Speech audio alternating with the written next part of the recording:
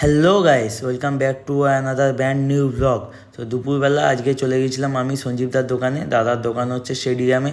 দাদার থেকে নিয়েছিলাম 1 প্লেট পোলাও আর চিকেন কষা, যেটার দাম ছিল 90 টাকা। আর নিয়েছিলাম 1 প্লেট বিরিয়ানি, যেটার দাম ছিল 100 টাকা। 100 টাকার মধ্যেই দাদা এরকম কন্টেনারে দেয়, আর ভালোই পরিমাণে রাইস দেয়। টোটাল আমার বিল হয়েছিল এখানে 190 টাকা।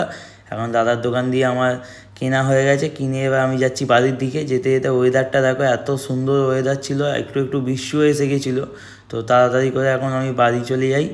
এসে গেছি আমি এখন বাড়িতে। এসে দেখো বিরিয়ানিটার আলুটা দেখো এত সফট ছিল, হাত দিলেই ভেঙে গেল। আর এই যে চিকেনটা দেখো, এরকম সাইজে একটা লেগ পিস দিয়েছিলো 100 টাকার মধ্যেই, আর চিকেনটাও খুব নরম ছিল। আর যে পোলাওটা ছিল ওর মধ্যে দেখো ড্রাই ফ্রুটস ভর্তি ছিল, আর এরকম সাইজের 2 পিস চিকেন দিয়েছিল। এটার দাম 90 টাকা।